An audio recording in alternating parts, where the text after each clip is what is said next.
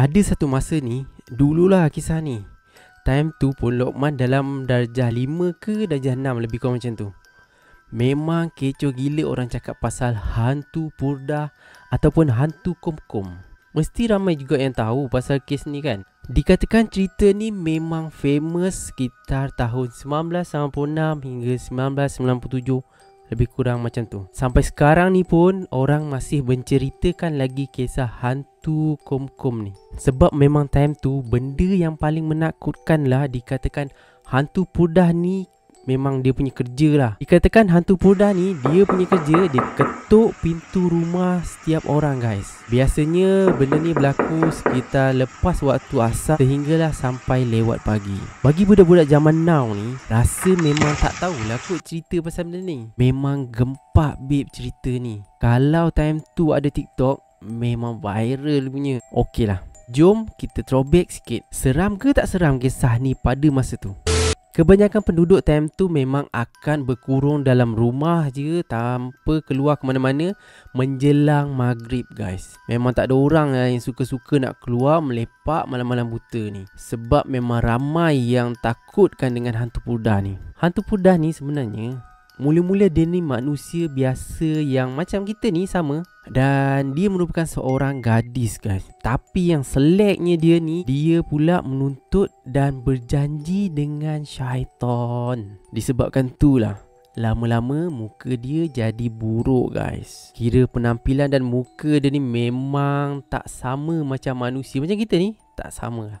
Budak perempuan ni pun dah pening dan dia pun nak jadi cantik macam dulu balik. Tanya dengan syaitan ni rojim ni. Satu syarat je yang dia bagi. Memang kalau nak cantik, kau kena cari anak dara.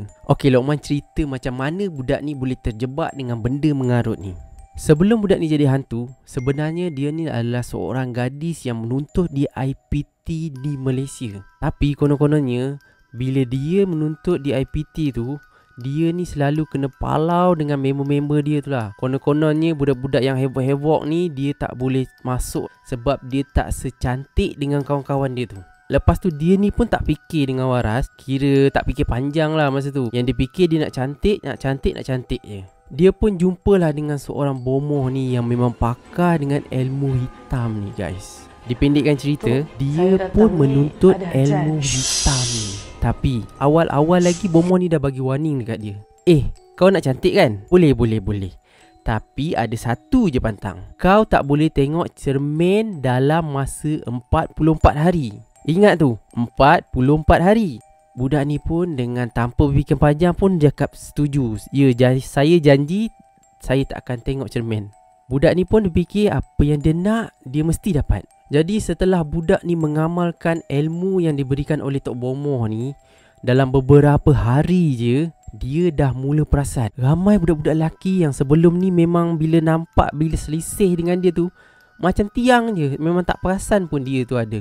Tapi start daripada 2-3 hari tu, budak-budak lelaki yang dekat kolej tu dah mula usah dia. Piwit, hai cantiknya. Sampaikan ada member-member rapat dia ni bagi tahu yang you ni, wah you ni cantiknya, Allah.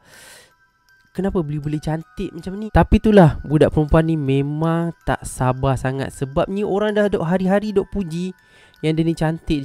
Dia pun sendiri tak sabar nak tengok. Betul ke yang dia cantik? Apa yang berubah dekat muka dia ni? Semua orang ni macam dah kena pukau dengan kecantikan dia. Pada masa tu dia ni tak ingat langsung dengan pesan atau perjanjian dia dengan syaitan tu. Dia dah melanggar pantang yang Tok Bomoh tu beritahu kat dia. Bila je dia tengok cermin waktu tu, dia pun terkejut. Memang tak percaya langsung yang dia ni memang sangat-sangat cantik. Sebab memang lain gila lah. Memang betul kata orang memang cantik lah. Tapi dia ni belik punya belik. Lama kelamaan muka dia menjadi muka yang sangat menakutkan. Muka yang cantik tu dah berubah menjadi hodoh gila guys. Memang buruk sangat lah. Muka dia tiba-tiba tumbuh bisul, menanah keluar yang bau hanyir dan berdarah tu. Time ni dia baru ingat apa yang Tok Bomoh tu beritahu dekat dia. Memang dah terlambat guys. Time tu dia dah mula menggigil ketakutan. Bila dia dah takut tu, dia terus pakai pudah untuk tutup muka dia yang sangat buruk tu. Kalau orang lain nampak masa tu, mesti semua lari. Dengan bau busuk dan muka yang sangat mengerikan tu, cepat-cepat dia pergi cari balik Tok Bomoh tu. Bila sampai je dekat rumah Tok Bomoh tu, dia terus dengan tergesa-gesanya, Tok, tolong Tok, tolong. Bomoh tu pun cakap, kan aku dah cakap dekat kau, nak cantik kan? Tapi adalah pantang larang dia. Dia ni pun merayu, Tok, tolonglah saya Tok, tolong. Sebab memang dia sendiri pun takut dengan muka dia ni. Lagikan orang lain yang tengok kat muka dia. Bomoh tu pun cakap, kalau kau nak buang sumpahan ni, kau kena minum darah 44 orang anak dara. Bila dia dengar je cerita tu, memang dia rasa takut yang sangat lah. Memang macam-macam lah dia fikir. Jam kepala otak. Macam mana nak dapatkan 44 darah anak dara ni? Masa tu memang tu je lah dia fikir, nak dapatkan darah anak dara ni. Gila kau nak bunuh 44 orang. Tapi bila syaitan dah menguasai fikiran dia ni, dia dah lupa dah yang takut dia tu. Start daripada tu, maka bermulalah kisah hantu Purdah ni merayau-rayau mencari 44 orang anak dara. Semua ni dibuat untuk kembalikan wajah dia yang cantik tu. Lepas daripada tu, memang tak nampak dah orang berkeliaran, tak kira lah kat mana-mana pun. Mulai dari selepas asar, memang orang takkan keluar ke rumah lagi lah. Sebabnya semua takut dengan gadis Purdah ni. Memang masa tu memang gempak, memang jadi top lah cerita ni. Hantu Purdah ni dia akan merayau-rayau dekat mana-mana je. Tapi hantu ni lain macam sikit. Kalau kita baca ayat suci Al-Quran pun memang takkan jadi apa-apa. Sebabnya dia ni manusia. Jadi cara untuk elakkan dia, kita cuma boleh berkurun dekat rumah je. Time tu semua orang takut. Lebih takut daripada COVID. Memang masa tu mimpi ngeri lah pada gadis-gadis ni. Ada satu cerita lain. Kalau dia jumpa dengan anak-anak dara ni, dia cuma buka muka dia dan tunjukkan muka dia yang sebenar, yang takut tu. Automatik memang budak dara tu akan pengsan. Dan masa tu lah dia akan keluarkan taring dia. Dia akan sedut darah mangsa dia guys. Sampai kering darah tu dikerjakan. Lepas tu dia tinggalkan macam tu je. Keadaan mayat tu orang akan jumpa dalam keadaan yang kecut dan reput. Walaupun mangsa tu cuma hanya semalam, cuma satu hari je, tapi dia punya tragis dia hilang darah tu. Satu badan darah hilang. Tapi selain daripada tu, ada yang kata dia ni menggunakan jarum peniti guys. Jarum peniti yang kecil tu. Tak rasa lambat ke dia nak sedut menggunakan jarum peniti yang kecil tu? Dia ni menyamar sebagai penjual kain. Dia pergi dari rumah ke rumah sebab nak tengok, nak usah-usah ada tak anak dara sunti dekat dalam rumah tu. Pernah jadi kes ni kat Kuantan, Pahang, di mana hantu Purdah ni pernah mencucuk jarum peniti pada seorang anak dara yang sedang tidur dekat dalam bilik dia.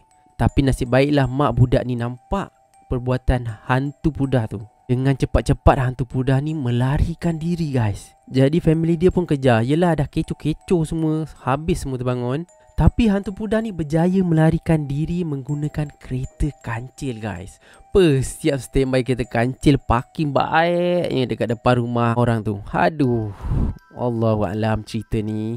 Tapi memang kecoh. Cerita hantu Purdah naik kereta kancil ni memang kecoh waktu tu lah. Entah betul ke tak, tapi memang tak ada kejadian ngeri yang berlaku masa tu. Lagi satu, hantu ni tak reti nak bagi salam dengan betul guys. Mungkinlah sebab dia menuntut ilmu hitam ni, jadi dia punya salam dia tu pun jadi tak betul. Dia akan sebut kum. Dia tak boleh sebut Assalamualaikum. Pada masa tu memang semua orang akan dapat mesej. Mesej dia macam ni. Hantu Purdah ni tengah mencari mangsanya yang ke-20. Hati-hati jika terlihat wanita berpurdah menjual kain dan menaiki kereta kancil berwarna merah, jangan keluar rumah. Lebih kurang macam tu lah dia punya mesej yang orang-orang akan dapat. Time tu belum ada lagi WhatsApp, belum ada lagi Telegram, belum ada lagi Facebook. Jadi SMS je yang diorang akan dapat. Tapi sekarang ni SMS yang kita dapat biasanya daripada MKN je. Patuhi SOP guys, patuhi SOP, jangan keluar rumah. Itu je, betul tak? Ada juga cerita yang cakap kisah ni sebenarnya rekaan semata-mata je. Hantu Purdah ni sebenarnya adalah sejenis jembalang yang berkeliaran pada tahun 1970-an. Masa tu kebangkitan semula Islam di kalangan orang-orang Melayu. Masa tu semua anak gadis-gadis, anak muda mula pakai tudung. Tapi tak disenangi oleh mereka-mereka yang berpakaian seksi ni. And then diorang ni menciptalah kisah hantu purdah ni semata-mata untuk memburukkan imej wanita yang menutup aurat. Tapi kisah ni sebenarnya kekal jadi misteri sampai sekarang guys. Tapi banyak versi sebenarnya pasal cerita hantu purdah ni. Macam tu lah lebih kurang cerita dia. Wallahualam. Kalau dipikir-pikirkan lah, takkanlah PDRM tak ambil pot pasal cerita hantu purdah ni. Kes bunuh kot, ataupun benda mistik yang tak menjangkau akal fikiran kita. Apa-apa pun yang baik daripada Allah, dan yang kurang tu atas khilaf kita sebagai manusia. Yang baik dijadikan pedoman dan yang buruk kita jadikan pengajaran. Okey, kalau korang ada cerita yang pernah jadi dekat korang boleh share dekat komen bawah ni. Jumpa lagi di video akan datang. Assalamualaikum.